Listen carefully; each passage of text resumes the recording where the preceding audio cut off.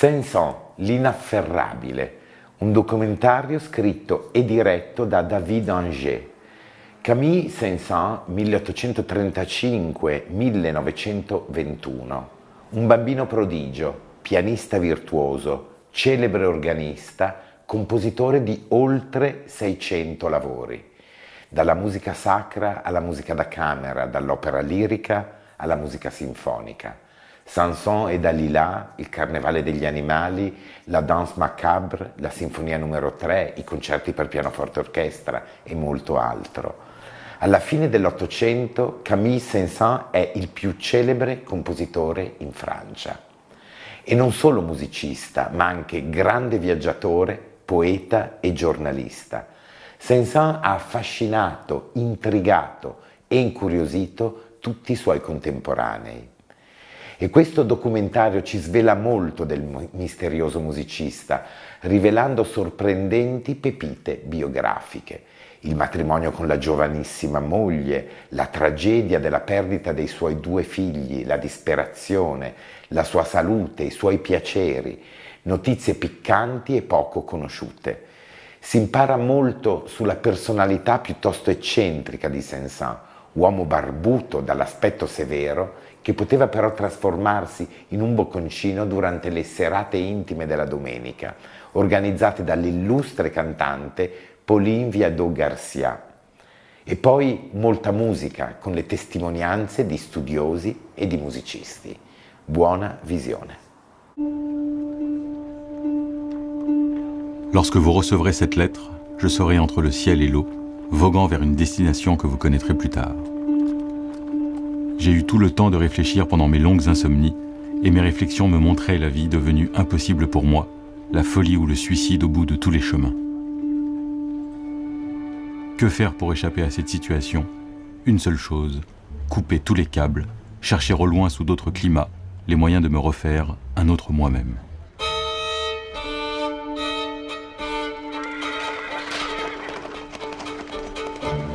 Au printemps 1890, l'opinion publique, par la presse, constate que Saint-Saëns a disparu.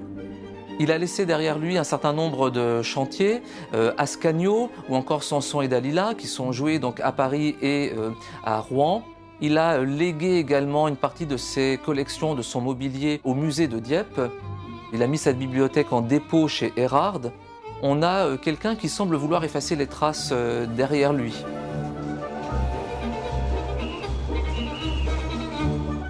Et on voit de véritables feuilletons dans la presse, chercher Saint-Saëns, disparition de Monsieur Saint-Saëns. Alors il y a des théories qui s'échafaudent. On dit qu'il est mort à l'étranger, qu'on ne le retrouvera jamais, qu'il est devenu fou, qu'il est enfermé dans un asile.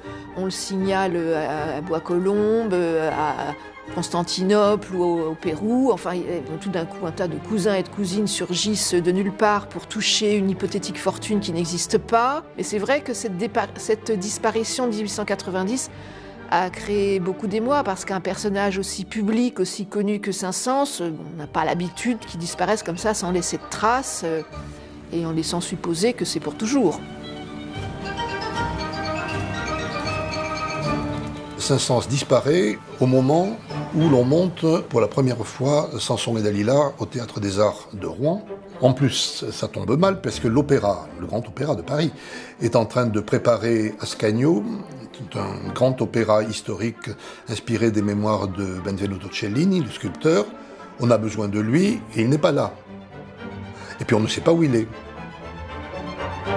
À l'époque, la représentation d'un nouvel ouvrage d'un compositeur à l'opéra était un événement national qui engageait la République. Les soirées à l'opéra étaient ornées par la garde républicaine. Représenter un opéra, ce n'était pas un geste culturel ou artistique comme on fait aujourd'hui, c'était aussi un événement politique. Donc c'est un scandale épouvantable, d'autant plus que c'est inédit.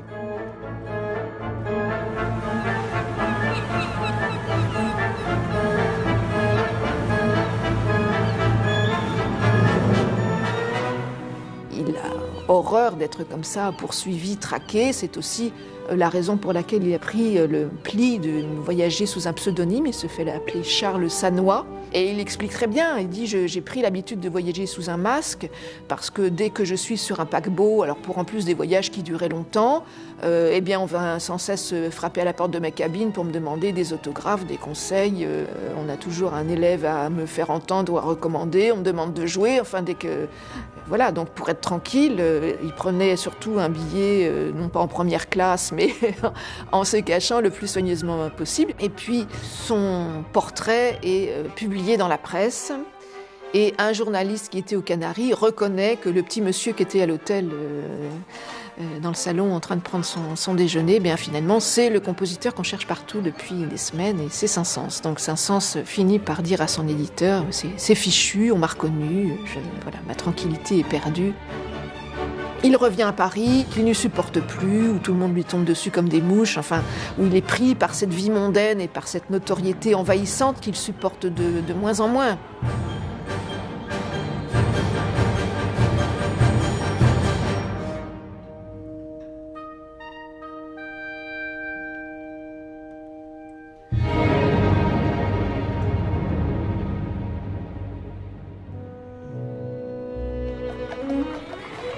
Saint-Saëns, à l'époque, il est pianiste, chef d'orchestre. Il a composé des œuvres qui ont eu beaucoup de succès. Le 2e concerto pour piano, la 3e symphonie avec orgue, la danse macabre, le carnaval des animaux. Il compose aussi pour l'opéra. Il est académicien des beaux-arts. Bref, c'est un bourreau de travail. Et aujourd'hui, on dirait qu'il a fait un burn-out. Il a craqué, quoi. L'une des raisons de ce départ, de cette rupture, c'est aussi la disparition de sa mère.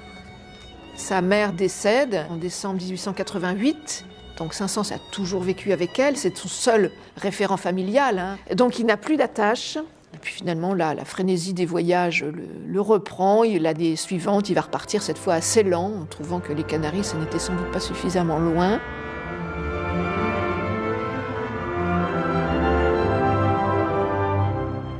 Le nomadisme de Saint-Saëns ne commence pas en 1890.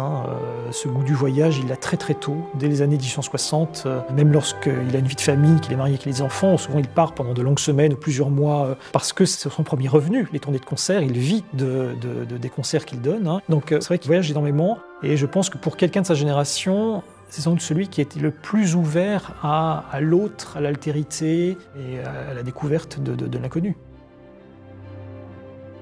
Il y avait une raison très conjoncturelle, c'est qu'il était, dès son enfance, très fragile des bronches et il supportait mal les hivers parisiens. Donc, dès qu'il le pouvait, il partait vers des pays de soleil. Ça pouvait être en Afrique du Nord, ça pouvait être en Espagne, aux îles Canaries. C'est toujours l'image de Jules Verne, qui était à peine plus âgé que lui, qui me revient à l'esprit. Cet homme occidental qui est à l'aise partout et qui est curieux de tout. Nous n'aurions pas tout dit de l'Algérie si nous passions sous silence son plus grand charme, son parfum. De quelque côté que vous alliez dans la campagne, un parfum pénétrant, exquis, spécial à ce pays, ce parfum vous enveloppe et vous grise. D'où vient-il ? Il ne m'a jamais été possible de le comprendre. Lui seul suffirait à faire aimer cette terre d'élection. À Alger, au début, il n'est pas très connu et c'est vrai que la presse n'est pas encore illustrée, donc il arrive encore à préserver son incognito. Ce qui lui permet d'ailleurs d'aller fréquenter les cafés dans la Casbah, d'aller écouter de vraies musiques populaires algériennes, des chanteurs et des musiciens, et puis de retenir des thèmes et des motifs dont il va nourrir son œuvre. Et puis quelques années plus tard, malheureusement, il est trop connu, donc il ne peut plus être tranquille. Et c'est la même chose en Égypte. Quand on sait qu'il est là, il est reçu fastueusement par le frère du Khedive, donc dans des conditions avec un palais. Il dit « je peux même plus sortir tranquille, j'ai des gardes armés à ma porte ». Et puis dans ses voyages en Égypte, c'est aussi là qu'il va descendre le Nil avec quelques archéologues et qu'il va entendre un batelier chanter sur le Nil. Il va noter cette mélodie dont il va faire l'un des thèmes de son 5e concerto.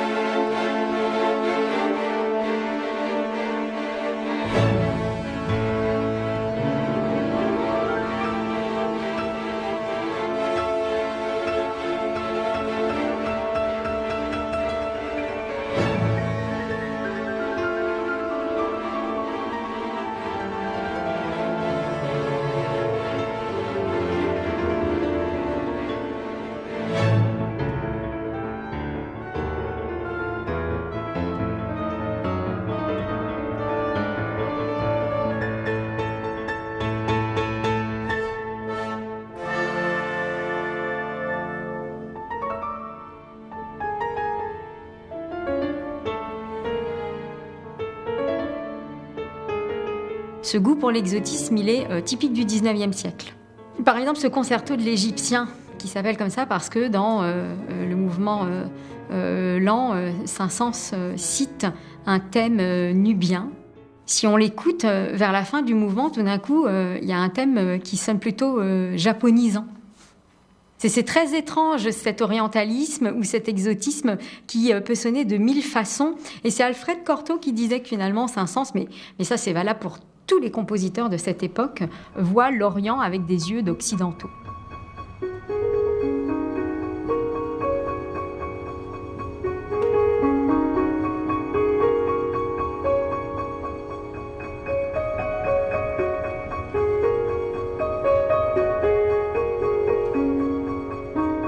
L'Orient de Saint-Saëns n'est pas uniquement un Orient géographique, au sens, ce qu'on dirait le Maghreb actuel. L'Orient, c'est beaucoup plus vaste que ça pour Saint-Saëns. C'est à la fois, ça commence avec l'Espagne, l'Orient, le Moyen-Orient, ça va jusqu'à l'Inde. Tout ça, c'est l'Orient. C'est-à-dire un univers un petit peu onirique, rêvé, fantasmé. Il joue avec tout ça pour construire un discours et un discours musical, pour construire son Orient à lui, en tout cas.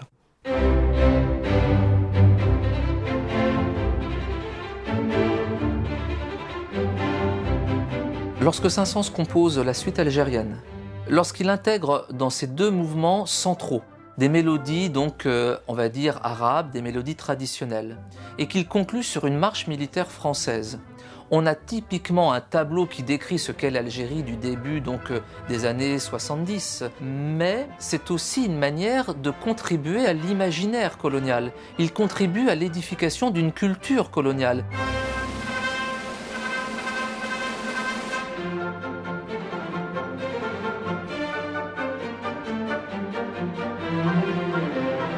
C'est une marche militaire française dans laquelle on peut dire « Ah, ben voilà, ça c'est le colonialiste ». Oui, mais si on écoute cette marche militaire, elle n'a rien de solennel, elle est très pimpante. Entre Offenbach et Rossini, ce sont des soldats d'opérette. Ce qu'on dirait que cette marche militaire française est une sorte de prise de distance face aux musiques militaires réelles.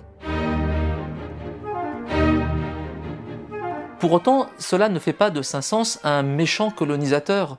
Saint-Saëns va par exemple signer des pétitions pour interdire la destruction de mosquées à Alger, parce qu'il est conscient qu'il y a quelque chose d'inadmissible à effacer la trace arabe de cette Algérie qui se francise. Depuis le temps où j'esquissais le troisième acte de Samson, Alger a bien changé. Ce n'est plus l'Alger de la suite algérienne. On aurait pu en faire la plus délicieuse des villes orientales, tout en la rendant habitable aux Européens. On ne l'a pas voulu. On a détruit les parcs et les palais arabes, et d'affreuses bastilles ont surgi partout, substituant à l'art musulman une désolante barbarie, alors qu'on s'imaginait porter la civilisation chez les barbares.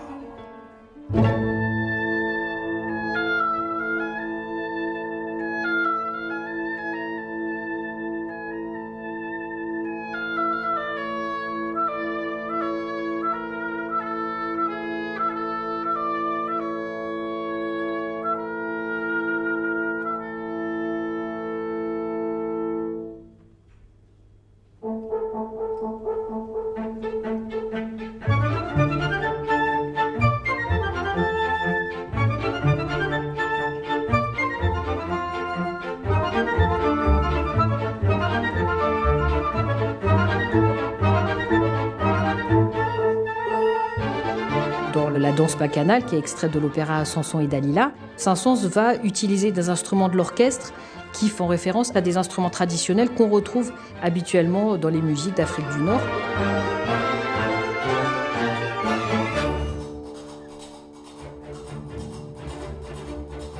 Par exemple, quand on regarde la partition de Camille Saint-Saëns, donc dans les percussions, on voit castagnette de fer.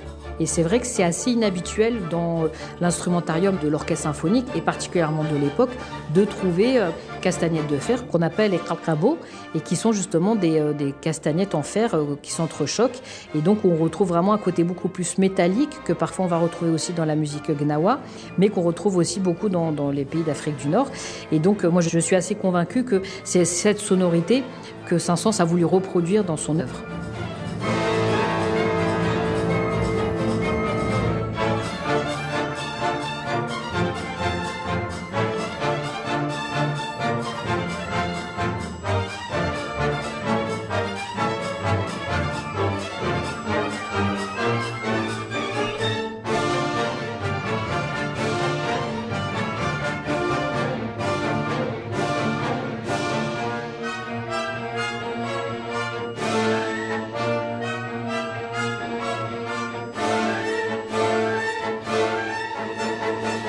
Et puis c'est vrai qu'à la fin de cette danse bacchanale, on entend cette mélodie qui est très orientalisante, dans ce mode zidane, dont il est un mode qu'on retrouve aussi beaucoup dans la musique arabo-andalouse.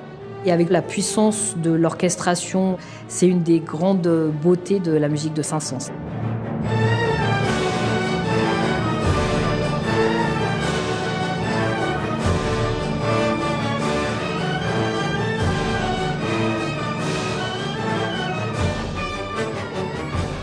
Samson et Dalila, il a commencé à y penser vers 1859, donc il avait 24 ans. Les opéras, d'habitude, ce sont des œuvres de commande, parce que ça met en œuvre derrière, justement, une grosse machinerie de chanteurs, d'instrumentistes, de mise en scène, etc. On ne se lance pas comme ça tout seul à faire un opéra. Eh bien, Saint-Saëns, si, voilà. Tout d'un coup, il se met en tête d'écrire un opéra à sujet biblique. Et de mon point de vue, il le fait pour quelqu'un en particulier, pour Pauline Viardot. Il dit, cette femme fougueuse, emportée, ce personnage entier qui a un tel sens de la dramaturgie, qui est une vraie panthère. Hein. Or, Pauline Viardot n'a jamais chanté Dalila sur la scène de l'opéra, parce que quand l'opéra s'est décidé à monter l'œuvre, elle était trop âgée, sa voix était cassée. Mais Saint-Saëns a eu la chance de l'entendre. Pauline Viardot lui a fait la surprise de le monter en costume et en décor sur un petit théâtre. Pauline Viardot avait invité lors de cette représentation privée le directeur de l'opéra, d'autres personnages influents du milieu de l'opéra qui ont tous trouvé que cette œuvre était impossible. Pour des raisons sans doute de censure, représenter un opéra sur un sujet biblique était très difficile sous le Second Empire et au début de la Troisième République. Le personnage de Dalila est un personnage qui, sans doute dans les années 60, ce personnage de femme forte, indépendante, un peu vénéneuse et en même temps très libre, sans doute dérangeait les directeurs d'opéra qui avaient peur de scandales ou autres.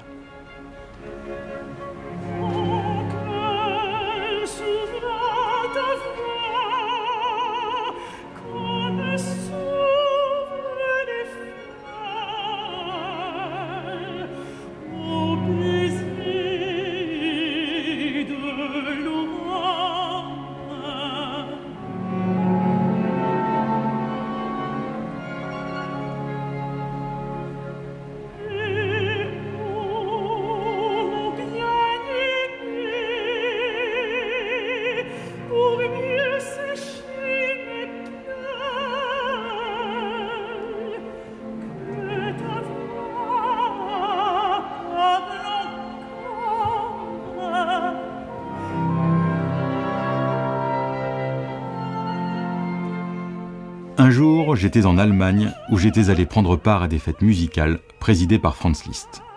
En lui faisant mes adieux, l'idée me vint de lui parler de mon projet. « Terminez votre opéra », me dit-il sans en avoir entendu une note, « je le ferai jouer à Weimar ». Quand le moment fut venu, la guerre de 1870 vint tout arrêter. Ce ne fut qu'en décembre 1877 que Samson put voir les feux de la rampe. Le succès fut énorme, mais sans lendemain. L'Opéra de Paris ne le monta que 15 ans plus tard, l'année de la grande éruption de l'Etna. Et j'ai dû faire en 12 jours l'aller-retour Paris-Etna pour pouvoir assister à l'éruption et à la première répétition de Samson.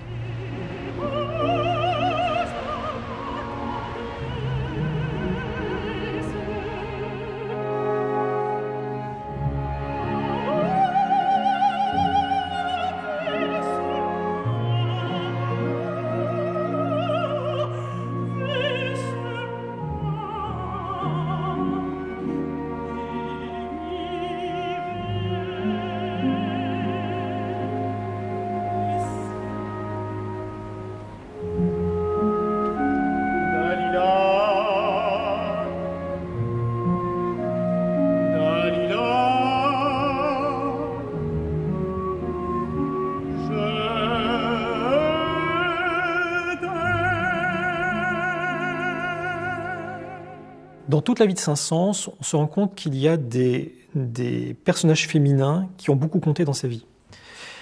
Il y a d'abord la figure de sa mère.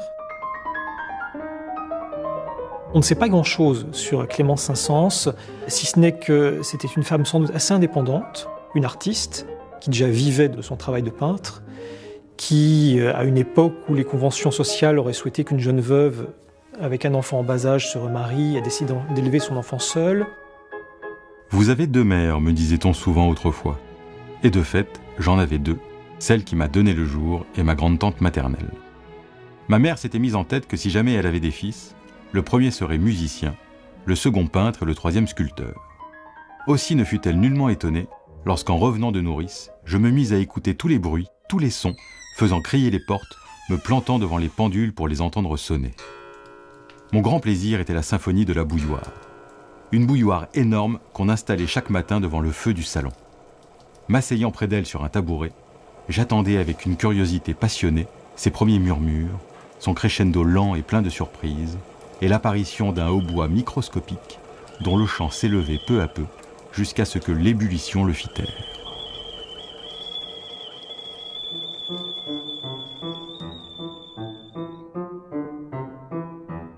Il était extrêmement précoce. Il a commencé une carrière d'enfant prodige. Il se produisait déjà dans des salons musicaux à l'âge de 6 ans. Il a donné son premier concert public à l'âge de 10 ans, en jouant par cœur un concerto de Beethoven et des concertos de Mozart avec orchestre, qui était quand même un phénomène de foire à l'époque. Et il a mené surtout plusieurs carrières en parallèle. Une carrière de pianiste à un très très haut degré de virtuosité, une carrière d'organiste aussi en parallèle. Il a été très jeune nommé d'abord à l'église Saint-Méry, puis à l'orgue de la Madeleine. Et puis naturellement une carrière d'immense compositeur. Je crois qu'on n'a pas encore aujourd'hui fini de faire le tour de son catalogue. On en est à peu près à 600 œuvres répertoriées. J'avais une vingtaine d'années lorsqu'on me présenta à Rossini. « Vous avez écrit, me dit-il un jour, un duo pour flûte et clarinette. Consentiriez-vous à ce qu'on l'exécute à l'une de mes soirées ?» Il se passa alors une chose inouïe. Rossini s'arrangea pour faire croire que le duo était de lui. Le morceau terminé, ce fut une procession d'admirateurs et de courtisans. « Ah, maître, quel chef-d'œuvre, quelle merveille !» Rossini répondit tranquillement « Je suis tout à fait de votre avis, mais ce duo n'est pas de moi, il est de monsieur Saint-Saëns, ici présent. »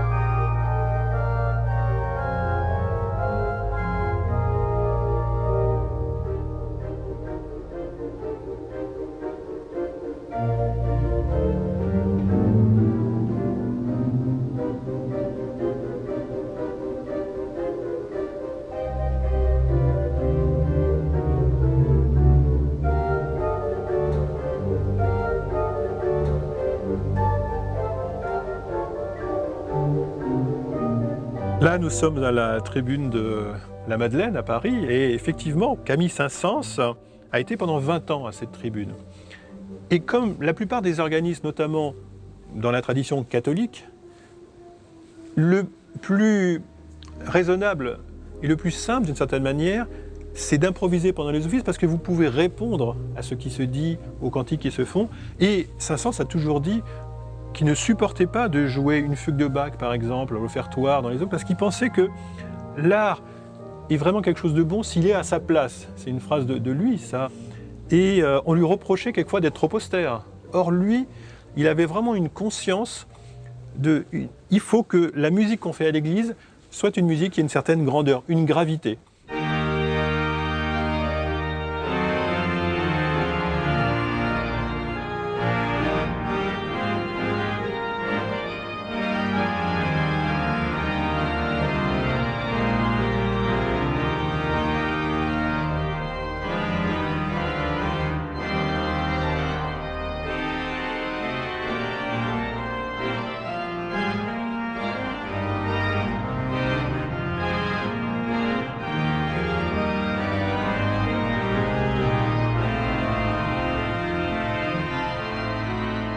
Il y avait une légende. J'étais le musicien sévère, austère.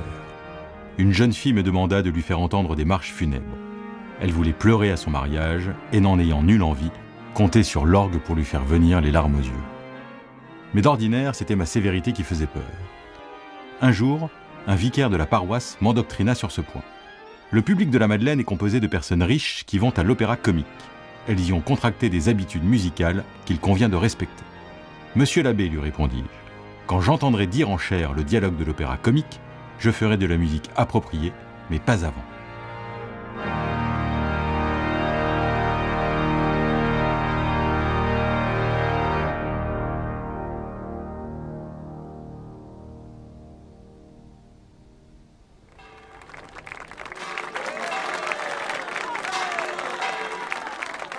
À 40 ans, il se marie, mais très rapidement, avec la sœur d'un de ses amis, beaucoup plus jeune que lui. Lui avait 40 ans, elle en avait 19. Il s'installe avec sa mère et ont très rapidement 2 enfants. Au bout de 2 ans, un jour, l'aîné des enfants, André, échappe à la surveillance de sa grand-mère et de sa mère et tombe par la fenêtre du 2e étage, rue Monsieur le Prince. Et il se tue. 6 semaines plus tard, le 2e fils, qui avait 6 mois, meurt de maladie. Peut-être que Saint-Saëns, il perd ses 2 enfants, on sait qu'il est extrêmement affecté. Pour autant, il n'est pas obligé d'écrire quelque chose en si bémol mineur, ou une marche funèbre lugubre. Et finalement, quand il perd sa mère, il préfère s'en aller plutôt que de composer une œuvre larmoyante, par exemple. Enfin, voilà, ça serait plutôt le choix de Saint-Saëns. Pour Saint-Saëns, la musique n'est pas une traduction des sentiments. La musique n'est pas faite pour tirer sur une corde sensible. Si elle atteint l'auditeur, si elle le touche, tant mieux. Mais ça ne doit pas être le but du compositeur.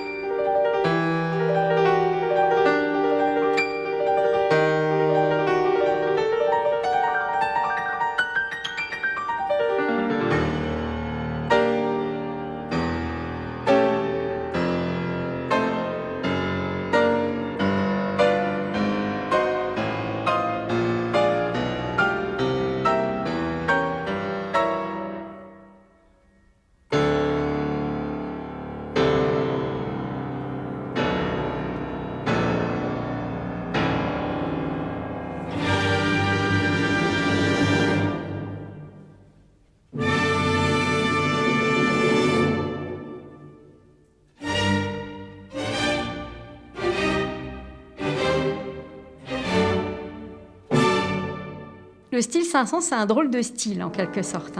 Il n'est jamais là où on l'attend. Par exemple, le début du concerto numéro 2 en sol mineur pour piano, que Saint-Saëns a sans doute le plus joué dans toute sa carrière.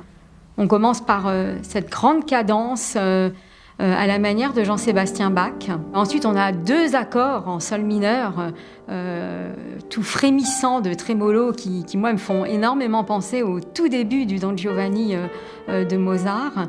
Et puis, il y a ce thème qui s'installe un petit peu à la manière de Chopin aussi. Donc voilà, par exemple, ce début de concerto, très éclectique en quelque sorte, c'est déjà tout Saint-Saëns.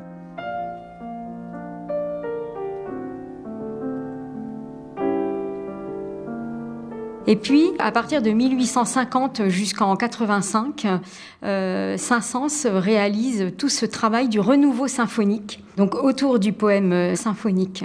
Alors, le poème symphonique est une forme musicale qui est surtout inventée en Allemagne, notamment par Franz Liszt. Et Saint-Saëns va être le promoteur en France des œuvres de Franz Liszt, donc des poèmes symphoniques de Franz Liszt, et va lui-même proposer 4 poèmes symphoniques au long de sa carrière.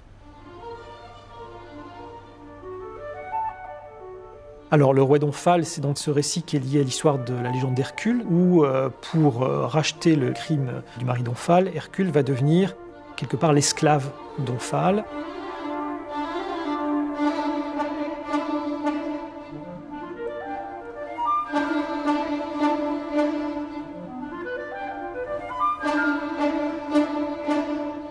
Donc c'est un poème symphonique qui commence tout doucement, avec un mouvement en sextolet qui est l'image de ce rouet. Hercule est au pied d'Omphale et on va avoir un petit thème de ballet tout gracieux qui est sans doute, on pourrait imaginer, l'atmosphère qui règne à la cour de cette reine de Lydie par exemple.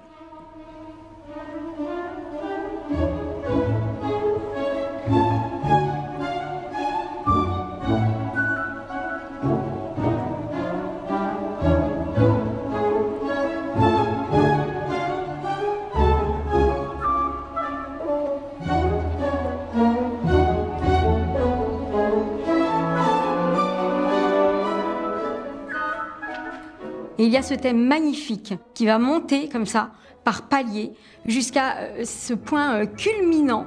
Alors, est-ce que c'est la souffrance d'Hercule? Est-ce que c'est cette passion pour cette reine qui l'a réduit à néant?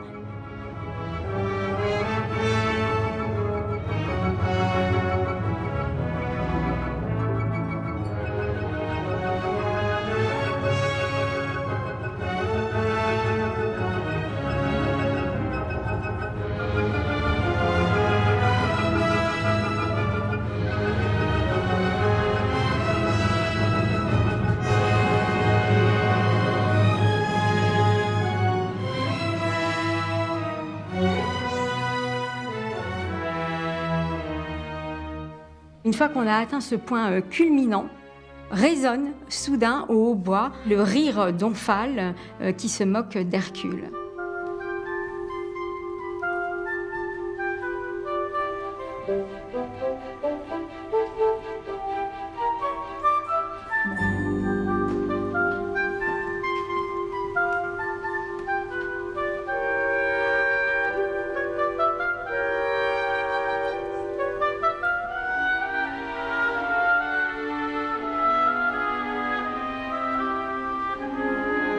En se comparant à son ami Georges Bizet, il disait que Bizet poursuivait la chimère de la vérité, alors que lui, Saint-Saëns, poursuivait la chimère de la forme. Alors, la forme, qu'est-ce que ça veut dire? C'est que chaque note à l'intérieur d'une partition musicale, à l'intérieur d'un mouvement, doit avoir sa place et sa justification. On peut parfaitement distinguer dans le rouet d'Omphale une forme en arche, ailleurs une forme à variation, ailleurs une forme bithématique. Tout cela est parfaitement cadré et particulièrement surveillé. Pour lui, l'artiste, ce n'est pas celui qui met son cœur, ses tripes ou son âme ou ses convictions dans la partition, c'est celui qui travaille une forme. Il avait un peu un raisonnement d'ébéniste.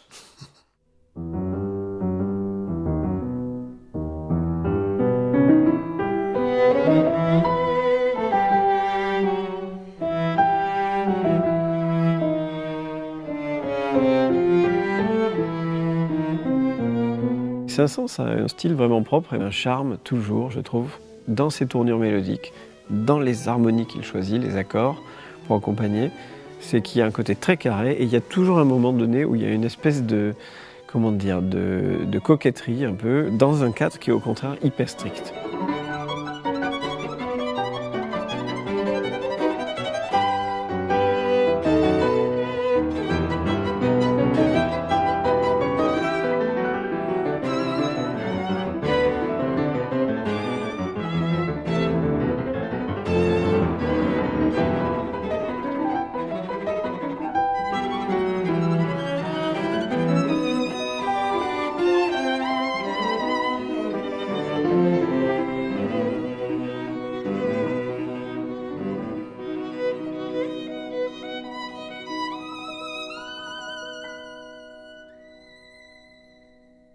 Je dirais que les influences qui sont les plus objectives dans sa musique, elles viennent de la musique allemande.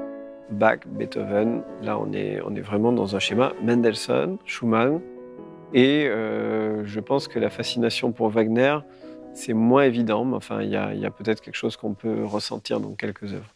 Et en même temps, ce que je disais, c'est qu'il le transforme peut-être malgré lui en musique française. Il y a une verve, il y a une flamboyance, mais qui reste toujours dans un côté un peu olympien, lumineux, un peu altier, quoi. C'est jamais la flamboyance débridée, dévergondée, quoi.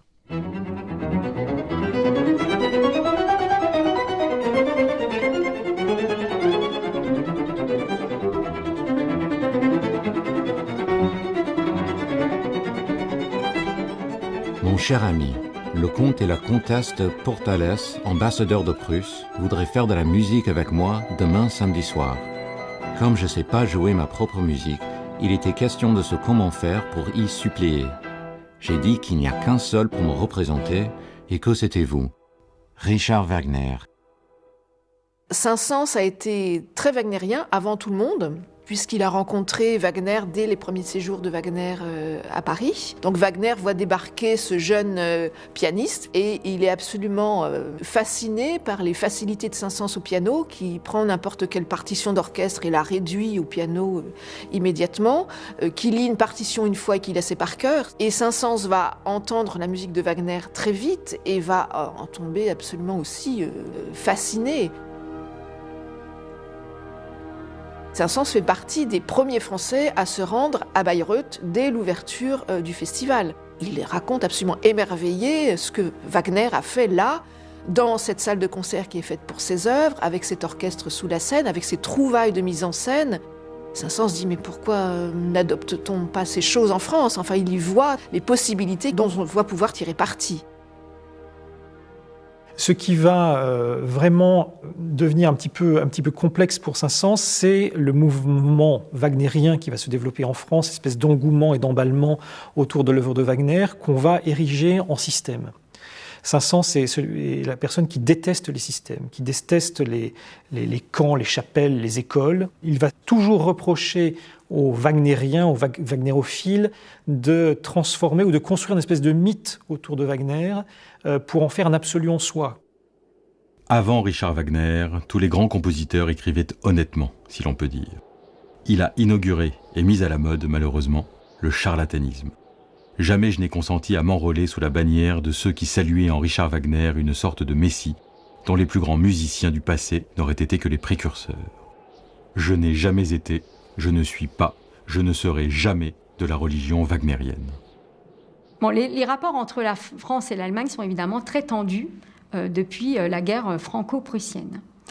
On peut dire que la parution d'Harmonie et Mélodie en 1885, avec cette fameuse introduction où Saint-Saëns se positionne par rapport au wagnérisme, met le feu aux poudres. Il part en 86 faire sa tournée en Allemagne. C'est déjà un petit peu tendu dans toutes les villes où il passe. Et à Berlin, les choses explosent. Les wagnériens, qui sont quand même assez nombreux, assez puissants, montent une cabale contre lui. Ses concerts en Allemagne sont sifflés. La presse, évidemment, s'empare de cette affaire. Et une caricature d'un journal allemand va le représenter chassé du paradis par les personnages qui entourent un Wagner avec une sorte de linceul, les yeux fermés. Et Saint-Saëns reçoit des projectiles sur son visage et l'ombre de son corps dessine un cheval diabolique, comme on a parfois l'habitude de représenter le diable.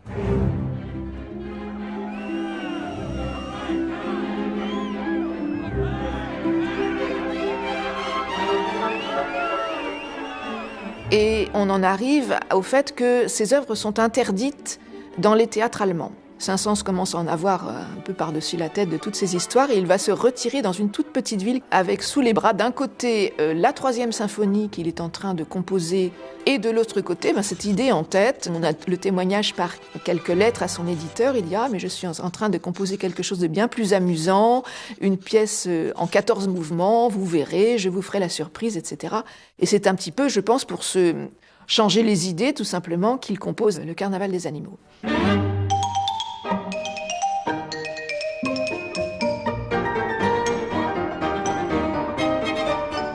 Cette œuvre a eu tout de suite du succès, évidemment. Les amis ont joué ça, ils se sont tordus de rire. Il y a eu tout de même 12 auditions que Saint-Saëns a autorisées de son vivant. C'est arrivé tout de suite aux oreilles de Liszt, qui était de passage à Paris et qui a demandé à Pauline Viardot de lui organiser spécialement une audition pour lui. Donc Saint-Saëns voit que la machine s'emballe et il comprend très vite que si on laisse se développer l'engouement qu'il y a pour cette œuvre, on ne va plus jouer que ça. Très cher ami, heureux de l'amitié dont vous m'avez donné tant de preuves, je vous en suis reconnaissant de cœur. PS, quand la symphonie zoologique paraîtra, veuillez m'en aviser. Franz Liszt. Et c'est vraiment la réponse qu'il fait aux personnes suivantes qui vont demander à ce qu'on les autorise à jouer le carnaval. Il dit « Mais non, jouez ma musique de chambre. Si vous voulez jouer quelque chose de moi, jouez ma musique de chambre. Je ne veux pas qu'on joue le carnaval des animaux. » Saint-Saëns était quelqu'un qui est réputé pour avoir beaucoup d'humour. C'est quelqu'un de très potache même. On le sait, il fréquentait beaucoup les milieux littéraires et il aime beaucoup tout ce qui est calembour, jeu de mots, contrepète. D'ailleurs, très souvent, pour les amis, pour les intimes, il organisait des petites soirées, des pochades musicales. Tout le monde se déguisait. Saint-Saëns se déguisait en Marguerite et chantait l'air des bijoux, paraît-il très bien, avec toutes les roulades dignes d'Adelina Patti. Bon, c'est quelque chose qu'on a du mal à imaginer aujourd'hui.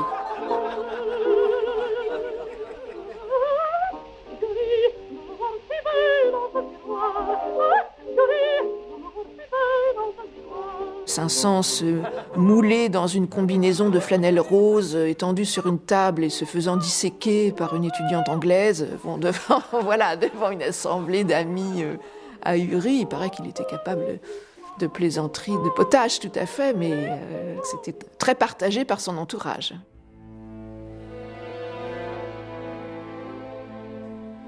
Merdiflore et Cacahuètes, c'est une parodie encore inédite, et sur une douzaine de pages, Saint-Saëns s'amuse à parodier le Péléas et Mélisande donc de Maeterlinck, mise en musique, on le sait, par Debussy. Et cette parodie où rien ne se passe, où Saint-Saëns se moque de l'absence d'action, de toute cette veine symboliste qui situe l'action au milieu de nulle part. Il se moque de tout cela en fait. La nouvelle génération des Debussy et Ravel est pour lui quelque chose d'assez insupportable. Pour moi, la musique est un art qui a ses lois, sa grammaire et sa syntaxe, choses dont on a cure dans un monde où l'on cherche seulement à éveiller des impressions, à créer des ambiances et des atmosphères. On y fait de la musique à peu près, comme Stéphane Mallarmé faisait des sonnets. Nombre de gens déclarent qu'ils adorent ça. Ils goûtent des jouissances dont je n'ai pas même l'idée et que je ne connaîtrai jamais.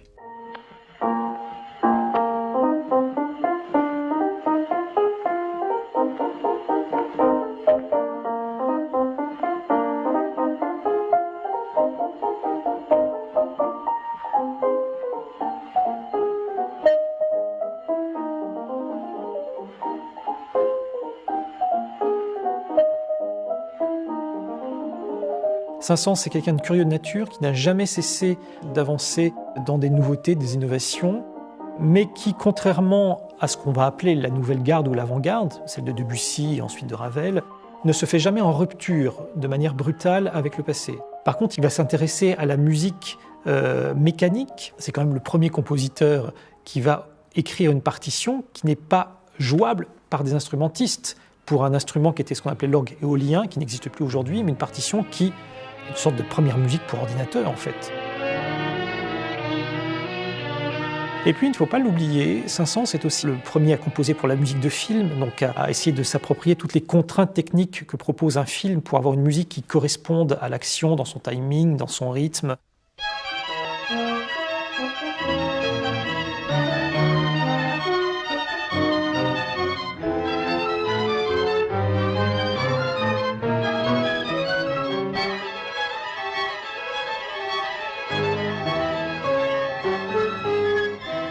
Saint-Saëns est un personnage qui est insaisissable à plus d'un titre. C'est pas un compositeur d'opéra, c'est pas un compositeur de musique de chambre, c'est pas un compositeur de musique symphonique, c'est tout ça en même temps. Et en même temps, il s'intéresse à la littérature, il écrit des poèmes, il est journaliste, il est critique, il s'intéresse à l'astronomie, à la science. Et puis, toute sa vie durant, quasiment tous les ans, voire plusieurs fois par an, Saint-Saëns est membre du jury d'un concours d'harmonie, de fanfare. Donc c'est quelqu'un qui est très populaire en fait, parce qu'il est connu, il est en province, tout le monde a pu voir Saint-Saëns, le croiser. Voilà, c'est un personnage extrêmement multifacette. On a l'impression qu'il a eu plusieurs vies, et c'est très difficile de lui mettre une étiquette en fait. Cet après-midi, un individu que je ne connaissais pas s'est présenté chez moi. Au cours de la conversation, qui fut d'ailleurs assez banale, le visiteur tira de sa poche une lettre placée sous enveloppe. « Veuillez remettre au porteur la somme de 2000 francs. Ne croyez pas nous intimider par la police. Au contraire, ça va entraîner un scandale pour vous, car notre confrérie fera appel aux souvenirs de l'Égypte, Monte-Carlo, Monaco, etc. À bon entendeur, salut. La confrérie rouge. » La rumeur de l'homosexualité de Saint-Saëns vient de ses voyages en Algérie, car à l'époque, dans le contexte colonial, la fréquentation de l'Algérie était pour certains l'occasion d'un tourisme sexuel, et notamment homosexuel. On peut penser que si Saint-Saëns avait réellement été homosexuel, il n'aurait sans doute pas prévenu les services de police, et il aurait peut-être préféré régler lui-même ce genre de questions. Que vous voyez à Paris des pédérastes de votre espèce que vous entretenez avec des morceaux de pain, il n'en sera pas de même de moi. Vous avez abusé de moi, vous vous en êtes moqué, et je me vengerai, soyez-en sûrs. Victor Duménil. Cette rumeur de l'homosexualité de Saint-Saëns, elle est parallèle à une deuxième tentative de calomnie, à savoir que Saint-Saëns serait juif. Il s'appellerait Köhn, c'est-à-dire Cohen en version allemande. Et des caricatures le représentent sur ce critère-là. Monsieur Saint-Saëns se nomme Köhn, ce qui lui permet de se considérer comme compositeur français et de jeter l'anathème sur Richard Wagner. Monsieur Saint-Saëns a inondé la presse de ses lamentations. On ne doit jouer, dit-il, en France que de la musique française, et singulièrement la musique de Monsieur Köhn.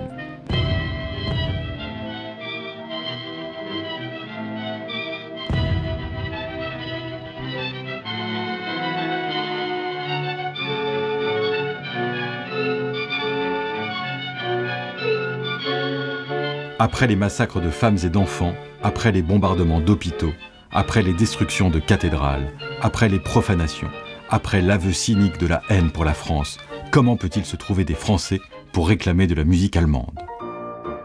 Iriez-vous applaudir un merveilleux chanteur s'il avait insulté votre mère ? Lors de la Première Guerre mondiale, dès les mois de septembre et d'octobre 1914, il souhaite qu'il y ait une loi pour interdire toute exécution de musique allemande en France. C'est un moment de temps de guerre, et pendant ce moment-là, eh bien, il se dit que ça serait peut-être bien de laisser un peu la musique allemande de côté et de favoriser la musique française. Il refusait qu'on verse des droits d'auteur à des compositeurs allemands pendant la guerre. Après, effectivement, les débats se sont envenimés sur savoir si on devait jouer Mozart, si on devait jouer Beethoven, si on devait jouer Haydn, parce qu'il faisait partie de la sphère austro-hongroise, etc. Alors, il reçoit beaucoup de lettres de soutien, notamment de soldats qui sont au front, en disant « mais vous avez raison, enfin, défendez-nous, merci de prendre la parole à notre place ».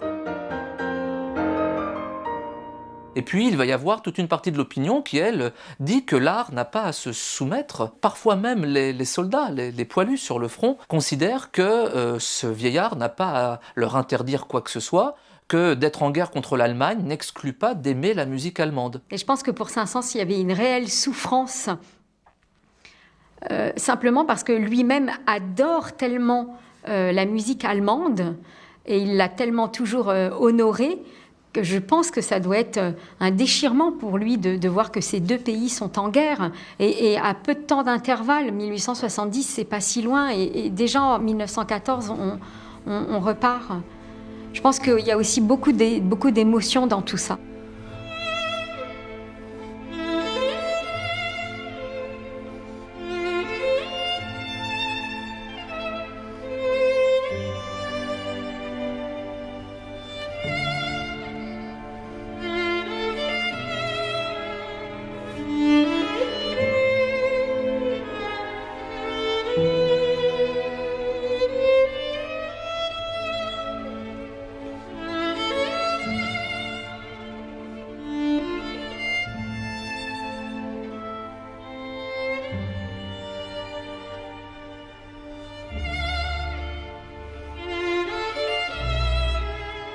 Saint-Saëns, je pense, très tôt, a toujours été hanté par l'idée de la mort. La mort de son propre père, très jeune, le fait que lui-même était malade et qu'il était obligé de se protéger tout au long de sa vie. La mort qui a frappé toute sa génération dans la guerre de 70, il a perdu beaucoup d'amis. Et puis la guerre de 14-18, pour lui c'est un traumatisme, cette guerre, quand il voit toute une génération qui est sacrifiée, il le dit à plusieurs reprises. C'est une idée qui est très prégnante, qui revient très souvent dans sa correspondance avec ses intimes, dès qu'il a une maladie qui est présente. Et c'est peut-être la fin, j'espère pouvoir terminer cette œuvre avant de pouvoir partir, à partir des années 1880, alors que paradoxalement il va vivre très très vieux, qui va mourir tout simplement de vieillesse dans son sommeil. Mais c'est quelque chose qui va l'habiter très longtemps. Et la mort de ses 2 enfants aussi, évidemment, qui l'a beaucoup marqué. Je suis habitué au blâme. On m'a blâmé, étant pianiste, de vouloir être organiste, d'exécuter mes propres œuvres, d'écrire des opéras ayant écrit des symphonies, de faire de la critique musicale. N'a-t-on pas été jusqu'à me blâmer de rester calme devant le piano au lieu de me démener comme un énergumène ? Arrivé au terme de ma vie, je dis ce que je pense à mes risques et périls. Me blâme qui voudra.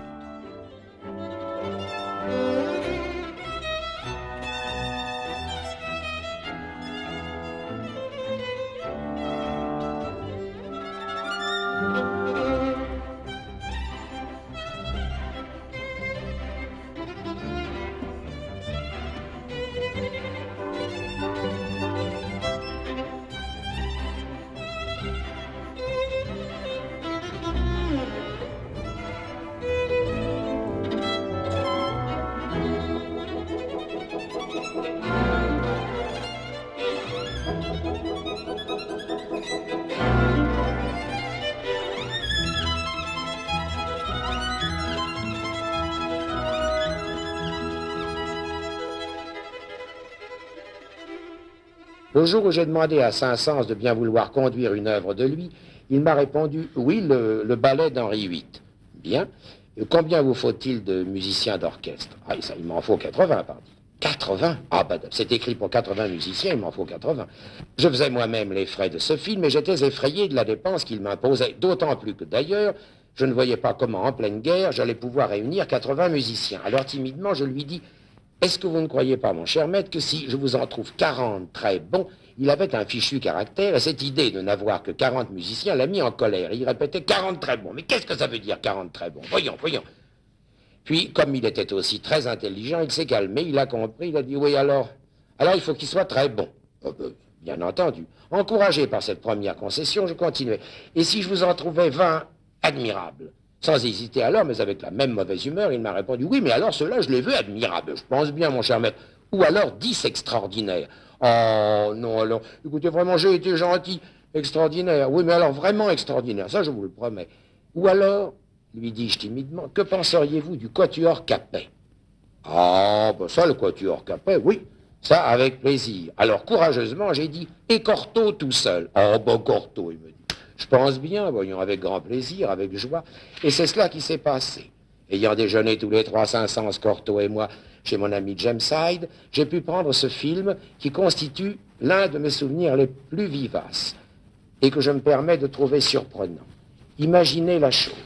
Cortot seul au piano, l'appareil et Camille Saint-Saëns, âgée de 80 ans, prodigieusement lucide, constamment de mauvaise humeur et dirigeante au son d'un piano tout un orchestre supposé et dont il était seul à percevoir les harmonies.